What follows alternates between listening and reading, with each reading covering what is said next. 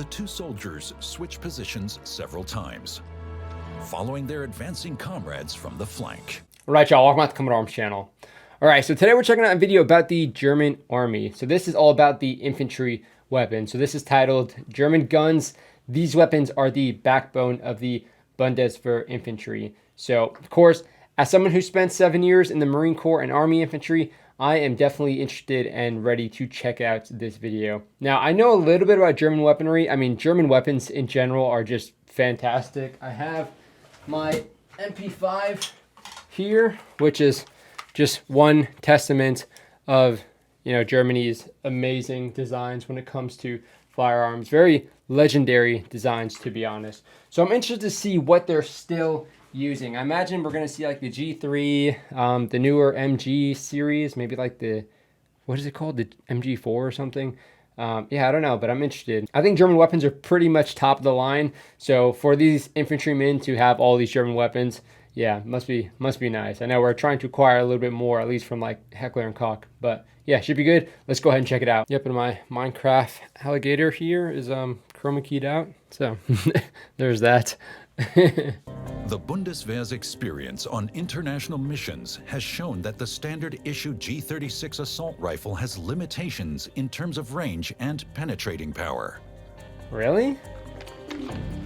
Well, what are they trying to penetrate? I mean, it's a 5.56 rifle. As far as range, it's probably still effective up to like 500 meters-ish. I mean, that's pretty standard. It's usually further than a lot of these weapons are actually implemented in. And for penetration, I mean, it's kind of hard to beat 5.56 when it comes to just like a standard solid round when it comes to penetration. I mean, that's like viable for the general infantryman. Which is why the Bundeswehr procured the G27 battle rifle. It closes the gap between the G36 and large caliber systems. Damn, that's the G27 is a semi or fully automatic rifle with telescopic sight for use by infantry. A so-called light support weapon. The weapon is primarily used by the special forces of the Army as well as the Navy and Air Force. 7.62. And by the Joint Support Service too. The nearly 5 kilogram G27 allows precision shots to be 5 kilogram, that's kind of heavy. Yeah, so 4.6 kilograms to pounds is about 10.14 pounds. I mean, it makes sense for like a battle rifle, but yeah, I mean, for bridging the gap, I guess that's true if you're having like a designated marksman role, but yeah, for like general infantry stuff, I wouldn't want to have this personally. But yeah, it is nice to have this kind of weapon system in a squad to have a little bit more kind of like punch and also a little bit more distance as well. Be made at greater distances of up to 600 meters. It has a theoretical rate of fire of 600 rounds a minute. Theoretical. Okay. The G27 is a robust and modular military weapon. The cold hammer forged chrome-lined barrels are available in different lengths. It's even possible to fit a silencer. I don't know what the accuracy is like on that thing, man. The weapon can be individually configured by the shooter. Telescopic sight, reflex sight, laser light module, laser pointer, and grenade launcher can be attached to the numerous accessory rails. Putting a grenade launcher on a 7.62 rifle like this, yeah, it'd be kind of weird. I mean, I'm always down to have a grenade launcher pretty much at any point, but maybe not on this thing. The magazine can hold either 10 or 20 rounds of 7.62 millimeter by 51 caliber ammunition. Oh yeah. Why does it look washed out? The weapon can be fired in automatic mode with a fire rate of 600 rounds a minute. It's mostly used in semi-automatic mode, so as fast as I can pull the trigger. Screw that. Other accessories include a bipod, foregrip, and NSV 600 night vision attachment. Compared to the standard issue G36 rifle, the G27 has a much higher muzzle power and range, thus making it much more effective against single targets. I mean, sure, but it's heavier. I mean, it's probably around the same size. The G36, unless you get like the C, kind of a little bit bigger anyway, a little bit bulkier. But even still, it's kind of a hard thing to compare. A 7.62 rifle is not necessarily a good comparison to like they're calling it a battle rifle as opposed to like an assault rifle. Yeah, a lot of people kind of steered away from 7.62 for a reason, for just like every infantryman to have it. Now in the Marine Corps, we got rid of the SAW and kind of phased in the M27. Not necessarily the best replacement for the saw, but we found out it was a good replacement for the most part for the actual M4. A little bit kind of bigger, heavier, and a little bit bulkier. But as far as like the accuracy, reliability, it's a piston driven as opposed to direct impingement. So that's kind of one of the factors for why the M27 was adopted a little bit more. And it's a solid rifle, but I think that's a little bit easier to compare to like a G36 as opposed to this thing. The kit comes with 3 magazines. I generally increase that to 4 or 5, as many as I can carry. Only 3? Really? That's kind of odd. Yeah, I'd want to have like 6, to be honest. 20 rounds is not a lot, even with 7.62. The 292nd Ranger Battalion is about to storm another building. This time, the assault teams have the support of a relatively new weapon. Okay, I'm about to say support, We've yeah. deployed a support element that is in cover in the woods. Dude. They're equipped with 3 machine guns to cover the target building with suppressive fire. This enables the assault elements to do their job. So the Man, looking at the terrain, I know their Flectarn camo works like so freaking well. Like I'm just looking at this terrain, I'm like, wow, that kind of looks like Flectarn camo. Weird how that works, I guess. Building is kept down and their ability to respond reduced, allowing our 2 assault teams to maneuver and breach the building. All right, let's see this thing put in some While one work. of the assault teams waits under cover, the other takes care of the barbed wire barricade in front of the building. Nice. Yeah, these are Everyone, this is pretty Alpha, fun. counting down for covering fire. Hammer in 3, 2, 1. Hammer.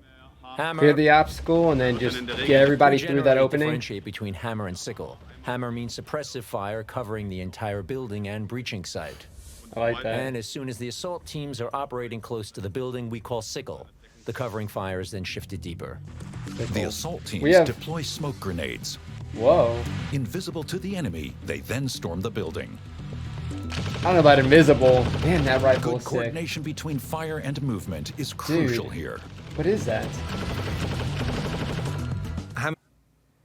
Damn, dude, that thing is... Damn, dude, that weapon is so sick. What is that? I don't think I've seen that before, to be honest. Good coordination between fire and movement is crucial here. The Cerakote on there, or whatever.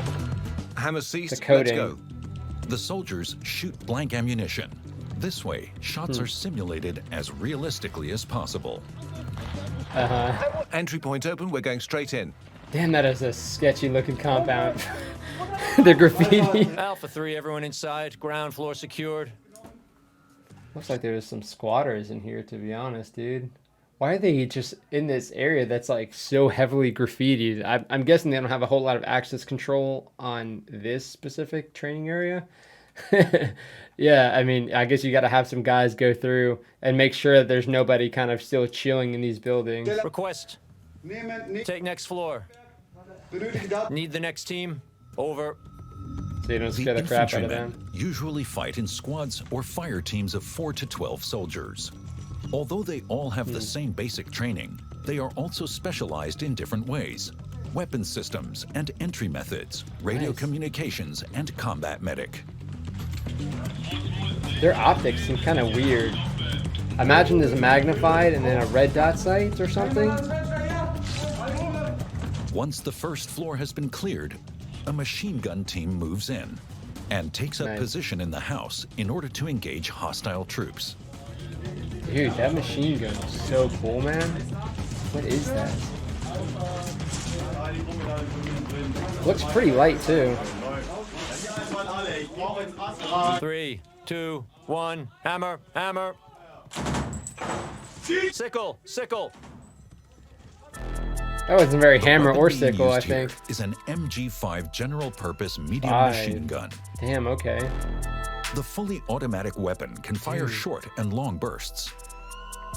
The MG5 Okay. is used either dismounted with a bipod or mounted on a tripod as a light support weapon. Nice. Wait, what the heck?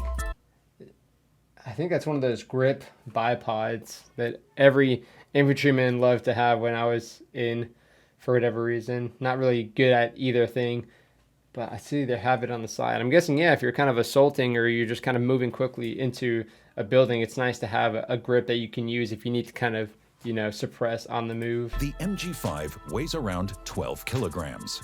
It shoots 7.62 millimeter by 51 NATO caliber rounds. That's pretty heavy. The weapon has a range of up to 1,000 meters and can fire up to 800 rounds a minute. Okay, so a lot like our 240, but probably a gas-operated reloading system, and the firing rate is adjustable via so the gas cool. offtake. I can set it to shoot at 640, 720, or 800 rounds per minute. Okay. The MG5 is a fully automatic belt-loaded weapon. It has a telescopic sight with 4 times magnification. Okay. And a red dot can be switched on. It looks like an interesting optic. I mean, the field of view doesn't look like it's going to be great. It kind of looks like it probably have the same kind of field of view as like an ACOG. 4 times magnification is not a whole lot, so you don't really need like a whole lot of field of view because it's not like zooming in that much. But for suppressing, I mean, we had a lot of times we were running red dots on our saws, which was not like the best. It worked fine, especially since a lot of the engagements were like pretty much within 100, like 200 meters. But at the same time, we also had the Elkin optics. In the Marine Corps, we had the MDO, machine gun day optic.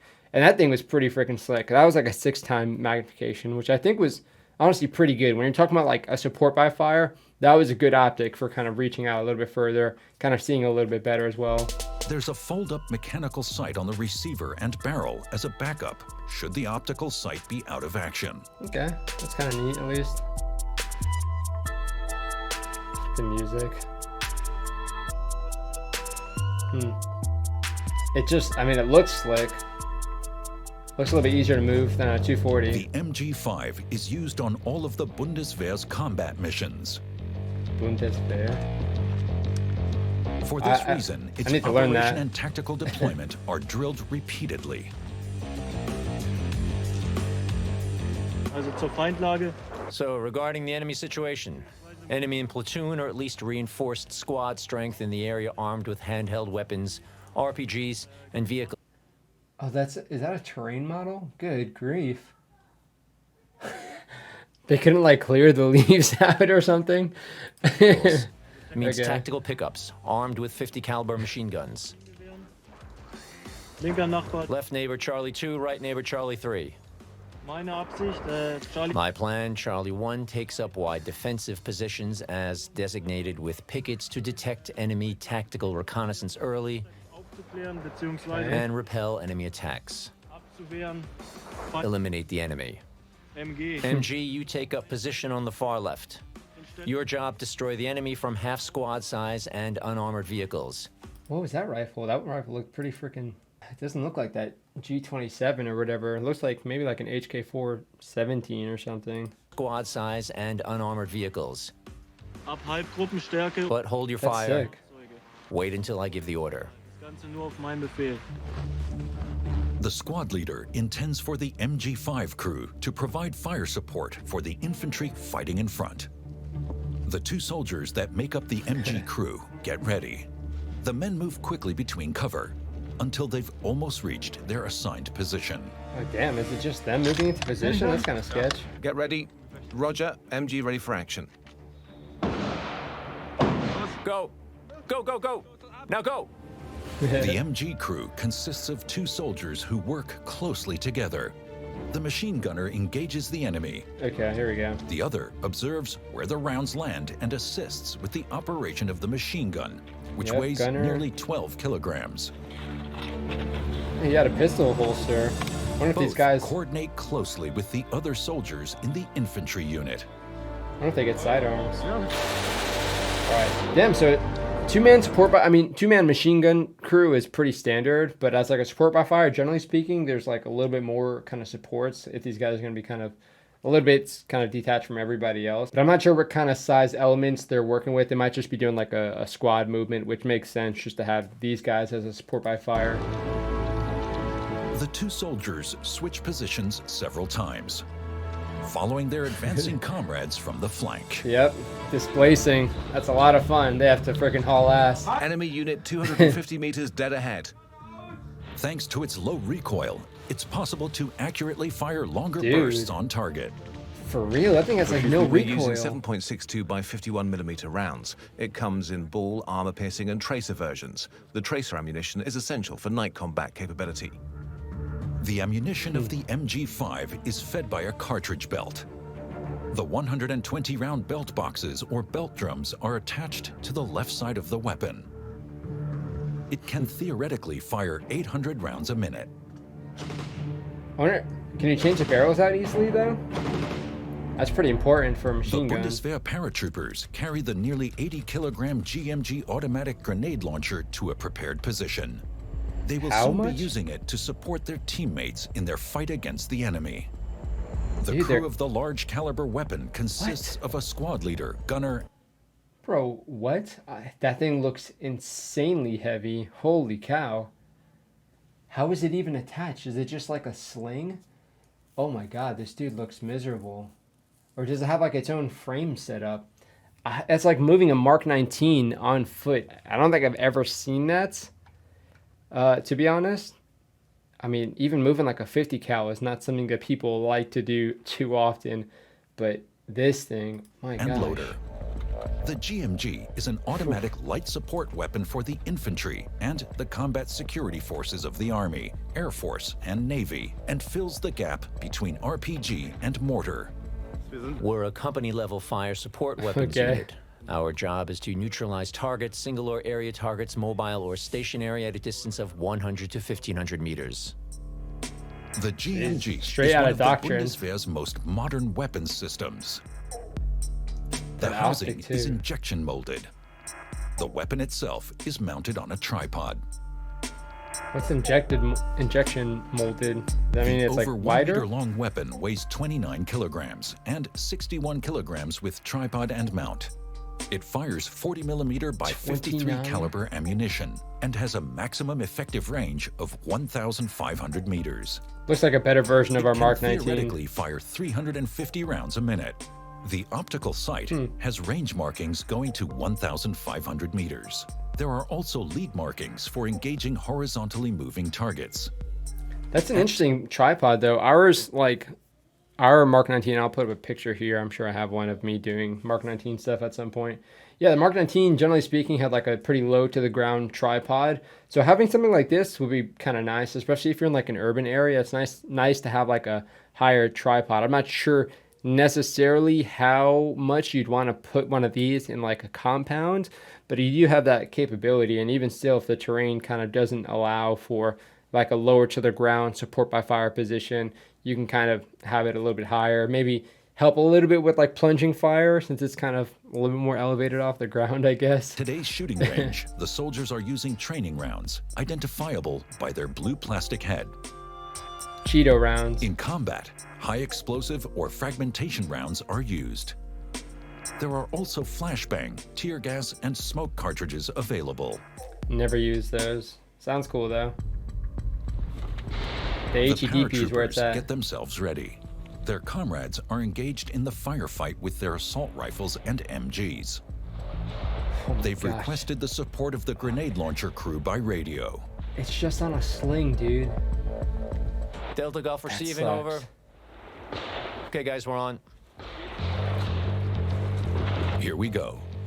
The 3 men of the GPG crew leave cover and move forward. Having arrived in position, the squad leader instructs each man on their specific job. Marcel, here.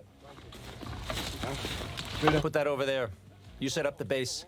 Leuchtenberger, stay here for now. Okay, it's got 2 straps, so even still, that's got to destroy cover to the designated position at the edge of the woods. From there, the soldiers can survey the battlefield and deploy their weapon without being spotted by the enemy. Yeah, so this is very similar to the training we would do in the Marine Corps, kind of just like an open area and you're kind of bounding in the open. The infantry are kind of bounding in the open or kind of going compound to compound. Not as applicable, I would say, in most combats, but I'm sure in like certain, geographical locations, especially kind of like what we're seeing in Ukraine, it goes from being like kind of vegetation, wide open fields to urban areas. So practicing stuff like this is definitely going to still be applicable in certain modern conflict. Once my base is set up, mount it. Only now is the GMG mounted on the tripod. Everything under cover and as quietly as possible. Everybody huffing and puffing. Is fed from the left from an ammunition box with 32 rounds or an ammo backpack with 64 rounds. Okay, The looks loader pretty slick. feeds the first cartridge on the belt into the feed chute. The weapon is partially loaded. To finish loading, it has to be cocked. The weapon is now ready to fire. Half left. Range 150. Finger width right of the left ridge. Got it? That sight is nice, dude. I don't know why we don't have that on our Mark 19s. At least we didn't, but 150, enemy APC making observation stop. Ranging shot, fire. APC. 2 clusters, automatic fire. Fire for effect. Fire for Enemy effect. eliminated, okay. Firepower, especially infantry firepower, is always a combination of technology, tactics, training, and attitude. The combat mindset. I've never seen the rounds look like that. It's almost like a tracer round. I mean, I wish we kind of had that for the Mark 19 in certain regard, because sometimes, I mean, again, we didn't have sights on ours. So you're kind of just like shooting, waiting for the impact, and you're like, okay, crap, let me try and adjust real quick with like the little, whatever, the TNE kind of thing. Yeah, wasn't that great for adjustments. You have to go into combat with the will to win the battle. You have to engage in a firefight with the attitude, I'm going to win this firefight. Fortunately, the Bundeswehr has been putting greater emphasis on this combat mindset in recent years. Nice. That's important, dude. Yeah, look at that. It's like a freaking laser beam. Seedorf in Lower Saxony. Besides the paratroopers, specialist forces of the 31st Airborne Regiment are training an assault here in a so-called urban warfare training ground. Nice, here we go. In addition to the G36 rifle, they will be using the Bundeswehr P8 pistol. P8, is that like the USP? Hands up, hands I think up. it's like the USP. Bro, he's reaching for his... pistol was developed under the designation USP, Universal Self-Loading Pistol. Yes, sir. I used Specifically to... for use by the police and military. Damn, that thing is old. The P8 was issued to the armed forces from 1997 together with the G36, but the role of the weapon itself has changed significantly. The pistol used to be a personal protection weapon for military leaders and large weapons systems operators. It's now used as the secondary firearm across the board. Each soldier has his assault rifle and a P8 as a backup as well. Nice, okay, that's kind of cool. Especially in like a CQB setting, it's nice. Of course, everybody knows it's faster to transition to your pistol than actually do a reload. Yeah, the USP is pretty cool. I did have a USP. It was in 40 cal, which was unfortunate. But yeah, it was a pretty good pistol. Mine was a little bit older, so it wasn't like, I don't know, it wasn't like my favorite gun to shoot, to be honest. But it was kind of cool. It felt pretty good in the hands. But I can imagine for certain people, especially maybe people with like slightly smaller hands, it might feel kind of like brick-ish. Yeah, kind of a lot like a Glock in that regard. It looks very kind of blocky.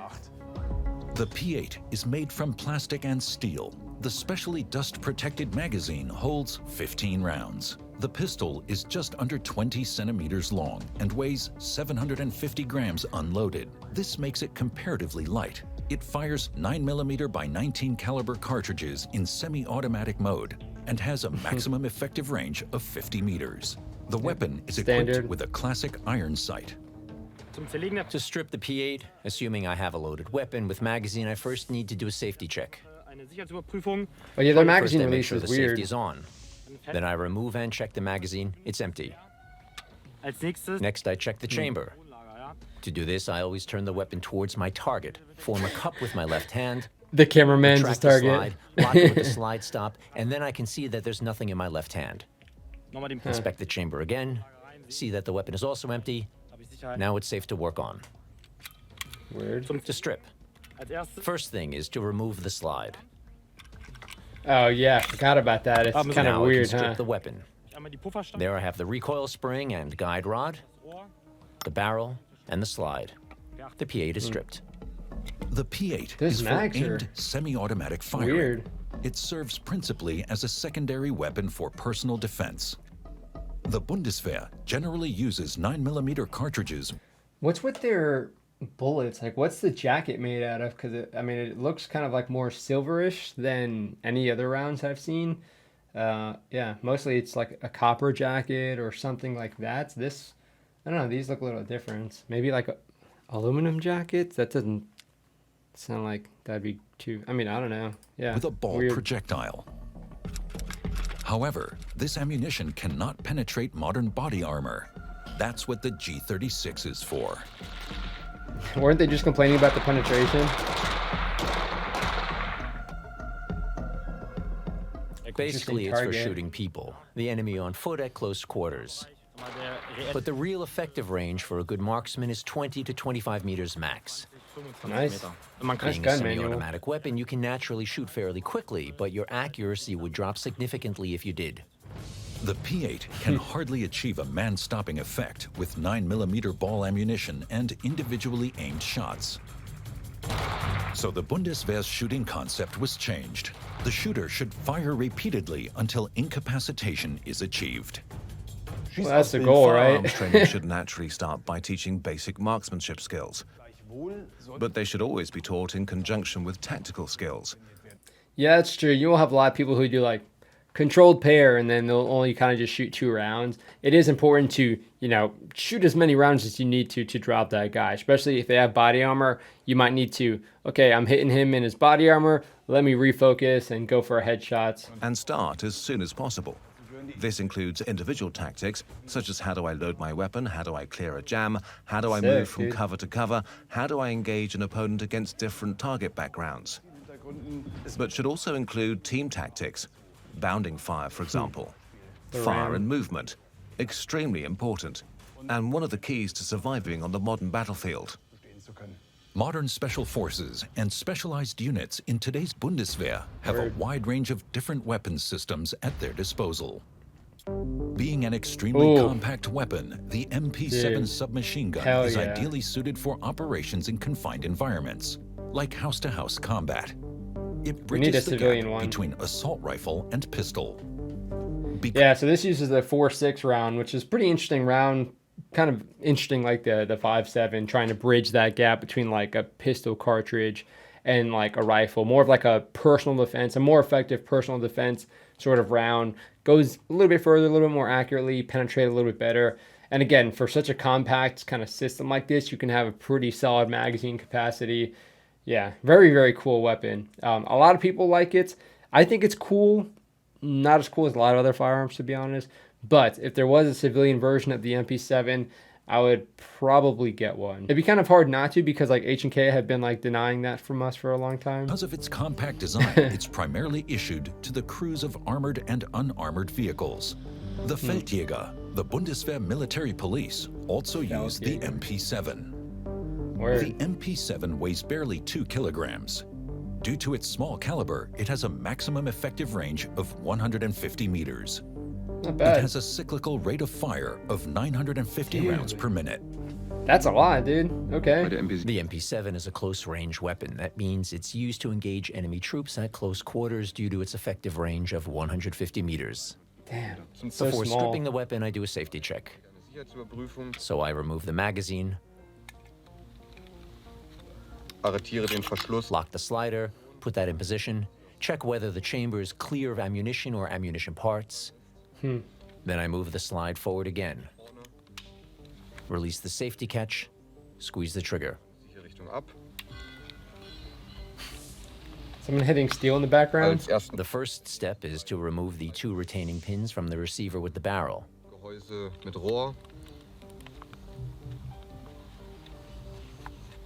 I've never seen a disassembly. I've removed the buttstock complete with recoil spring, charging handle, and bolt carrier. I could now remove the upper receiver as well. Oh damn, that's pretty simple. But this is only taken off for technical inspections or cleaning, so the weapon is now field stripped. Okay. Yeah, I mean, once you get the bolt out of there, you're good. It would be annoying to clean the chamber. Small and easy to handle, but still has a high penetrative power at short range. The 4.6mm by 30 caliber cartridges can also penetrate military body armor. Depends, a magazine can hold up to 40 rounds. The center of mass of the bullets is toward the rear. This causes the projectile to tumble following impact, leaving a larger wound channel. In this way, the man-stopping effect is increased. Wait, it makes it tumble? Maybe am I missing something? I don't know. It just seems kind of weird. Yeah, it seems a little bit counterproductive for actual penetration. It really depends a lot on kind of what the bullet itself is made out of as far as penetration. And it did look like they were probably like a steel bullet or something, maybe tungsten. I'm not really too sure, but I'm sure it penetrates well enough. I normally have a magazine in the weapon and generally carry an additional 6 magazines. In addition to an iron sight, the MP7 is fitted with a reflex sight with illuminated dot. An additionally mounted NSV-80 night sight attachment makes the submachine gun night combat capable. That is a horrible shot right there. It has an extendable stock and a folding foregrip. Okay, it extends more than I thought. For covert operations, a silencer can also be fitted. Oh yeah, you gotta have some ODST stuff right there. The majority of the global population today lives in urban environments, so you have to be prepared to prevail in an urban battlefield.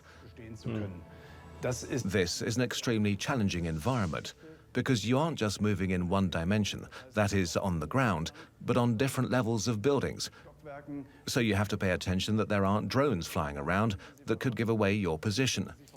Okay, well, we're getting into a lot right now. I mean, yeah, just in general, for like kind of talking about the MP7, it's nice to have a kind of lightweight weapon, especially kind of, I guess it would be considered a bullpup in kind of its configuration.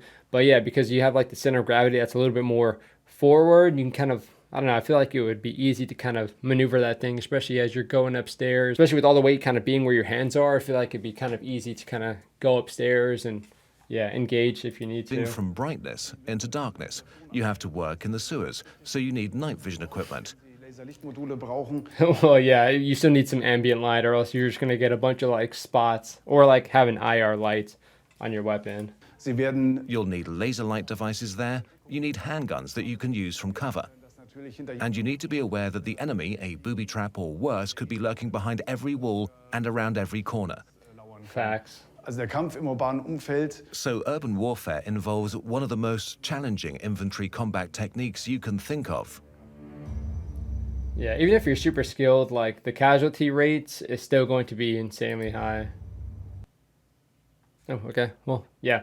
Yeah, CQB is one of those things. Again, that's why I love kind of doing as much. Damn, this looks like a cool video as well. As much as I love doing CQB, yeah, it's definitely a doozy. Like the one man, I think the one man casualty percentage is like 85%. Of course, there's certain things you can do to kind of help that out, but yeah, it is kind of cool how they showed that as well. Yeah, as far as the weapon systems, they're pretty much tailored for any sort of kind of engagements. Again, you had that 7.62 rifle, the G26 was G27.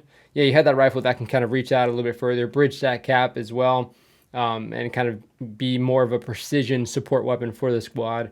You had the MG5, which is just sick in general. You had that massive grenade launcher, which was yeah, it just looked like a struggle to carry, so I feel bad for that dude. But it is nice to have that capability, so I'm sure everybody else will appreciate that he made the effort to carry that thing. Yeah, and of course the MP7 is great for kind of like the CQB role as well. And yeah, we got to even see the USP, which is pretty cool. So yeah, solid video overall. Yeah, of course, if you guys are in the Bundeswehr, I think it's kind of, again, I'll probably remember that at some point. Yeah, if you guys are in the Bundeswehr, let me know what it's like to use these weapons. Let me know how widespread a lot of these weapons are, especially with the, what was it, the G27? The MG5, I didn't even know that thing existed yet. I thought we were selling like the MG4, but I guess not. Yeah, that's in the G27. Looks pretty interesting. Again, it's very similar to kind of what the Marine Corps has been doing, because we had the M27, but then we also had like, and I think it was still an M27 to be honest, but that was more set up with like maybe like an LPVO optic or just like a general scope. And that again kind of helped bridge the gap, having more of like a designated marksman with the squad. It's nice to have that precision support, so you can have a precision support in a support by fire, especially if you're doing like more urban, operations. It's nice to have a machine gun to be able to like suppress maybe like, buildings behind the ones that you're currently assaulting, but having a more precision weapon is nice to even affect the objective as you're like moving into it and kind of affect, especially like he was saying, how there's different tiers. You can use that precision weapon to engage maybe enemy that are on different floors, and also again just use that to get more precise shots when you're affecting the other buildings. So yeah, it is nice to have that capability as well. So it's kind of cool to see. I wonder if a lot of other militaries are kind of taking that approach to kind of beef up more at the squad level. It is nice to have like a company supported with all this stuff, like the grenade launcher, machine gun. But again, having this kind of supports that can get pushed to a squad is nice. Even like a platoon, like having a Mark 19 for a platoon for us was not very common at all. That was more of like a company size supports from what I remember. But yeah, having that to be able to support at least even a platoon would be nice, you know, for like certain support by fire, kind of like what we saw here. They moved it into the tree line and they were using that thing. And that would definitely add some shock and awe, especially with some HEDP. So yeah, let me know what you guys think. If you guys are in the Bundeswehr or any other infantry, let me know how your weapons are suited for your certain operations. Let me know if there's like a gap that you've been seeing, or if your military is kind of working to bridge that gap as well, or fill that gap. But yeah, cool video overall. Let me know what you guys think. If you have anything to recommend, especially stuff like this for other militaries, kind of checking out the weapons for the infantry, I'd like to check that out as well. But that is it for this video. I'll see you all in the next one.